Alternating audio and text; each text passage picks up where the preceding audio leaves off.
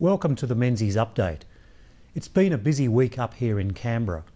The Julia Gillard and Kevin Rudd soap opera played out on Monday after a week of public brawling by those who were charged with governing our country. Of course, I think the opera is in intermission and is far from over. Time will tell. But in case you missed it, here's some of what was said by Labor MPs during the most recent instalment. He was never prepared to allow me or the government to do the work to properly assess that. So he was prepared to have such a cynical approach to this. I think that would have been a disaster. It was often against a backdrop of being called in the middle of the night, summons to the lodge for Sunday meetings that went for 7 hours with no papers, no proper way to make decisions. If Kevin is going to pretend that this is a great new idea that we can deliver, he has to be able to show the public and the colleagues how he would actually work through that properly to deliver it. This isn't celebrity Big Brother. Kevin Rudd spoke about trust today but did not deny, when challenged, that he has spent time whilst I have been Prime Minister and he has been Foreign Minister behind closed doors in secret conversations with people undermining the government.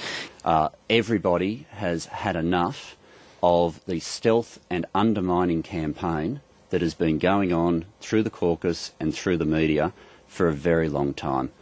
And, the fact that Kevin's been openly campaigning for the leadership has been the worst kept secret in Canberra.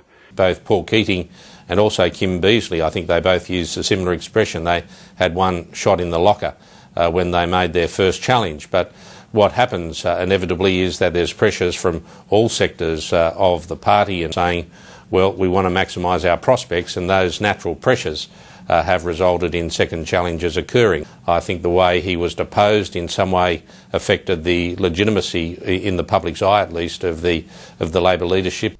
In another development, one of Labor's faceless men, Mark Arbib, announced that he was resigning from the ministry and resigning from the Parliament. And the Bob Carr fiasco again shows how Julia Gillard is lacking judgment, devoid of authority, and who, when put under pressure, is untrustworthy. I spoke on a number of bills in the House this week, including the family assistance legislation. The government has lost trust of the Australian people in this country, Mr Deputy Speaker. As I said, we have a distrusted, desperate and indeed dysfunctional government in Australia at the present time, and they stand condemned for their relentless attacks on families and their household budgets. And this is just the latest example, a almost 10% reduction in the baby bonus immediately, and of course the reduction which is carried through with the pause on indexation. This is something which directly goes to the budgets of Australian families who are already facing higher living costs right throughout this nation. Also spoke on changes to the disability support pension. So my challenge to the Labor government is very simple here and now, and is to tell us how you're going to fund this important scheme. Identify how you'll fund it.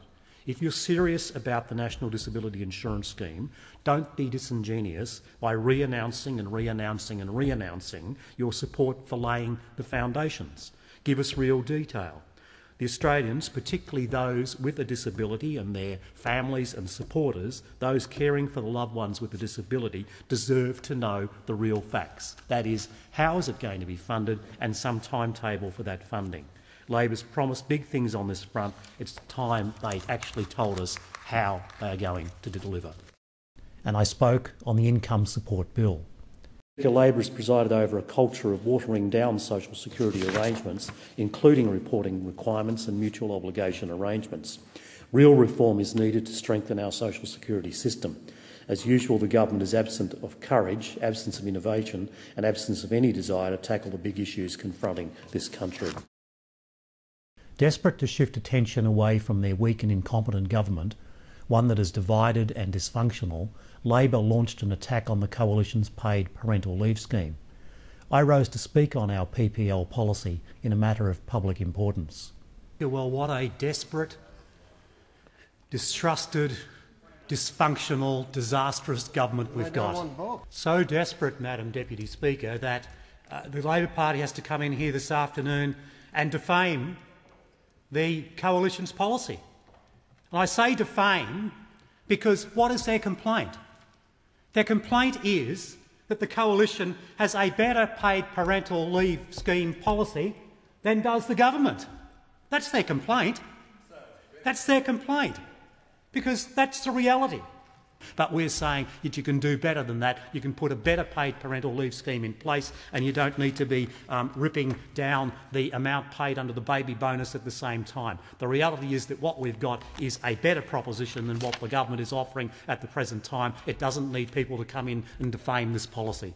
And the government's gambling reform agenda remains in chaos. First, Ms Gillard wanted mandatory pre-commitment. In fact, she entered into a signed deal with Mr Wilkie. Then she betrayed Mr Wilkie and ripped up the deal. I've been appointed by Tony Abbott to head the Coalition's Gambling Task Force.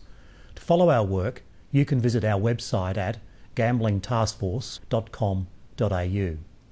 Australian families are preparing for a hit to their household budgets with the impending carbon tax, a tax Labor continues to talk up in Canberra.